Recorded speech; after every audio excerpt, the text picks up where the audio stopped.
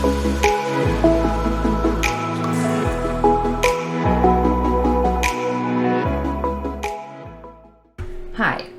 and welcome to the bonus video for LifeSnaps for Highly Sensitive People and Empaths, Week 1, Protection and Grounding.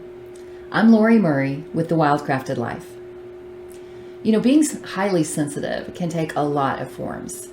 Some people are sensitive to visions and seeing, and they're called clairvoyants.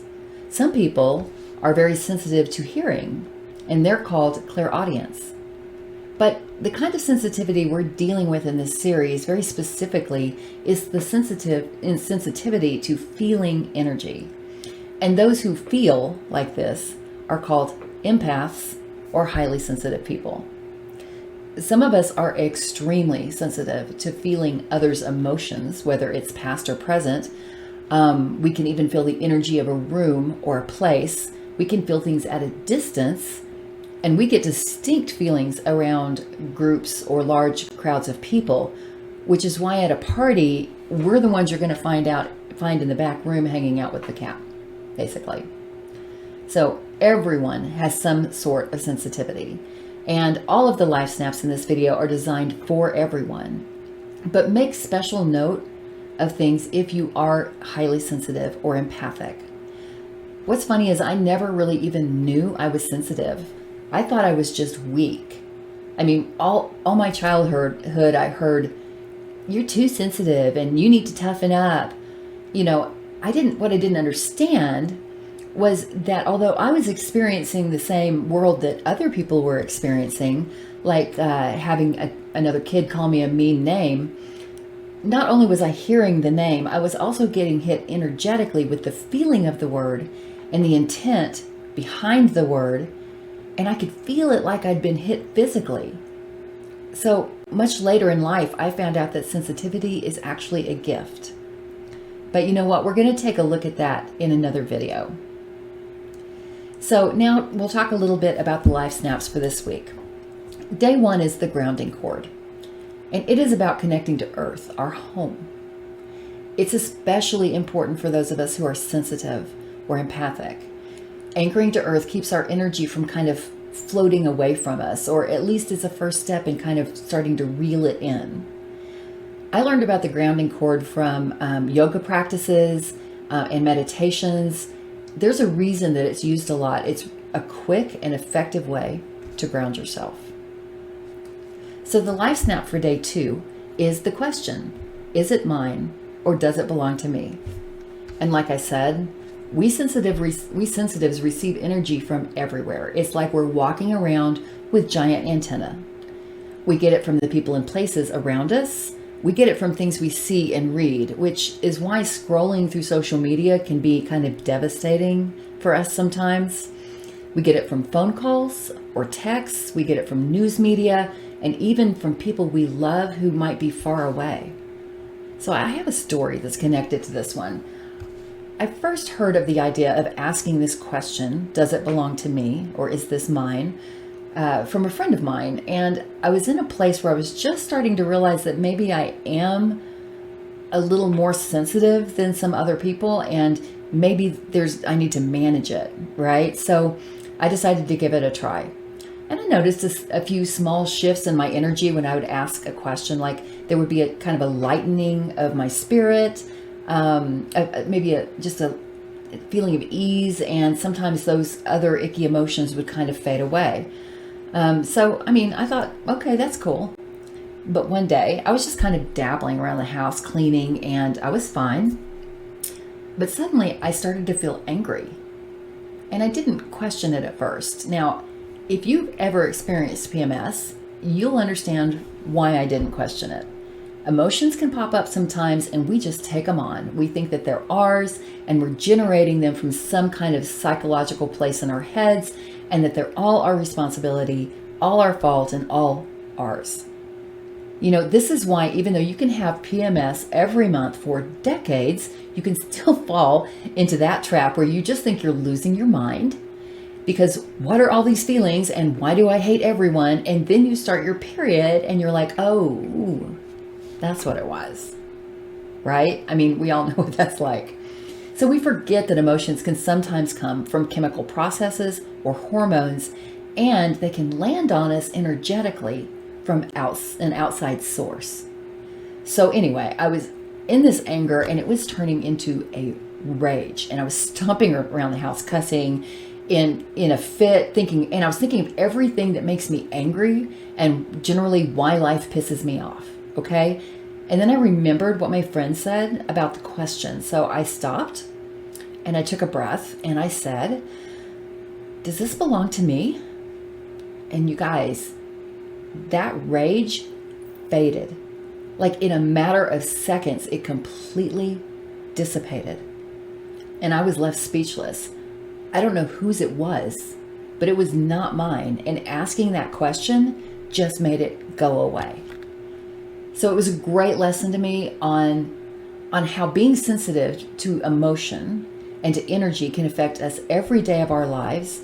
And we just think it's normal, right? We just think it's ours and it's normal.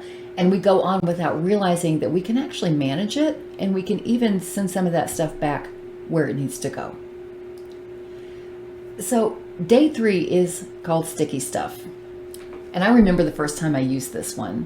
It was so effective for me. I'd been dealing with a lot of anxiety and panic attacks for a very long time, and I'd been slowly kind of bringing it into a more manageable situation with medication and starting to learn some of the techniques that are included in these snaps. So I'd read that when we're receiving too much, so much that it's affecting our ability to function well, it's maybe because our energy fields are way too far out there, okay? Like that antenna, our antenna is up at 100% at full capacity when we really need it to be at about 40%. So I came up with this short meditation, and when I tried it, I felt an instant change. You know, anxiety caused me to feel disassociated with the world around me, and this LifeSnap created a feeling of safety. And once I started to feel safer, then that feeling of disassociation began to wane. So the LifeSnap for day 4 is the blue cloak, and it's a twist on an exercise that was given to me by a coach. I don't know if she created it or if she got it from somewhere, but her exercise involved a red cloak. And red cloak is a great power color for protection. But to me, the ultimate protective color is actually blue, and that's the color I use. You can use any color that you feel is protective. So I make my cloak of blue light. You can also make it a fabric. But we do want something that's kind of flexible, okay? And a little bit, it can be light or heavy. So the reason the cloak imagery is so effective for empaths is that you can adjust it. You can make it brighter, darker, heavier, lighter, depending on your needs, depending on where you are and what you're experiencing, okay? So when I first started studying about empaths and protection, I read a lot about putting on armor or shielding yourself.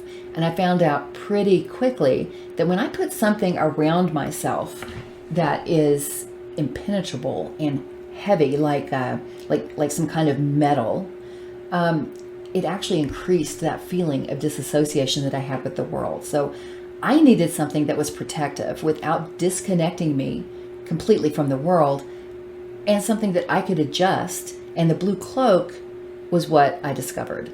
So day 5, the LifeSnap is another grounding technique, and it involves music. And it's one you can completely play with. If the heavy drum beat doesn't help, try some good playful jazz. One tip is to remember that the words and the energy of the music do matter. So I usually go either with an instrumental or a song with great words. This is one reason I really like world music, and one reason I love Rodrigo and Gabriela. They've got a heck of a drum beat that goes with those beautiful acoustic guitars. But you know, this music can be playful too. So it's not like Aerosmith is out of the question. You know, just take some time to feel into different kinds of music and see what helps your energy, what helps you feel grounded. But definitely do try some of that heavy drum beat, even good Native American music. Like I said, any kind of world music, tribal music will work beautifully. And if it ends up being that soft, easy music is what grounds your energy, then please definitely use that. And keep in mind that at another time that could change. So stay flexible with it. I use all kinds of music depending on the day and how I'm feeling. So the weekly snap is a little further examination for the purpose of self-discovery. It's really important to make note of how you feel and how things affect you and how your energy responds to other kinds of energy, so you learn how to bring balance to your life. I'll tell you that accepting that I'm highly sensitive and that I have to manage it, I whined about that for a while when I first started to realize what was going on, but accepting it was life-changing. I just did not function well until I learned these techniques and I found tools to help me. So there are 2 more weeks in this series for highly sensitive people and empaths. Next week, we'll be working on connecting to our own intuition. And that's one reason why grounding and protection was really important for this first week. It's hard to know our intuition when we are feeling a million things at once and they are not all ours. Week 3 is about taking another look at being highly sensitive and maybe changing our perspective on what it is and how we can use it as a gift maybe, rather than as a kind of cursed condition that has to be wrangled into submission. I spent plenty of time feeling that way. It's much better to see it as a gift. So one last note is, while you're doing this work, you may find that things come up. Old beliefs, old emotions, old thought processes, even patterns popping up in your life that have happened over and over again. So these are actually the things that keep us stuck. So if something pops up for you, write it down. I'll be preparing LifeSnaps videos specifically to help you get past these blocks, so just hang in there with them and keep doing the work. Remember to subscribe to this channel so you won't miss new videos being released.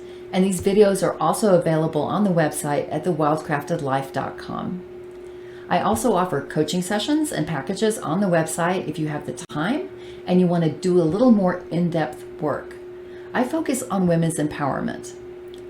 I believe fiercely, though, that baby steps are one of the most effective ways to create lasting change in our lives, and that practicing small steps like LifeSnaps and finding out what works for you, practicing those techniques in your daily life, it's one of the easiest and best ways to work your way out of stuckness and into your authenticity. That's why I created LifeSnaps. I also know that sometimes a few coaching sessions can push you right out of stuckness, or they can help you get over an old, deep buried program or belief or emotion that you just haven't been able to get past. In-depth work can be very beneficial if it's the right kind of work for you, and it can create a boost, kind of put you into a new level of experience. Emotional pain is real, but it doesn't have to be chronic, and it doesn't have to rule your life. So I hope you have a wonderful, successful week with your LifeSnaps.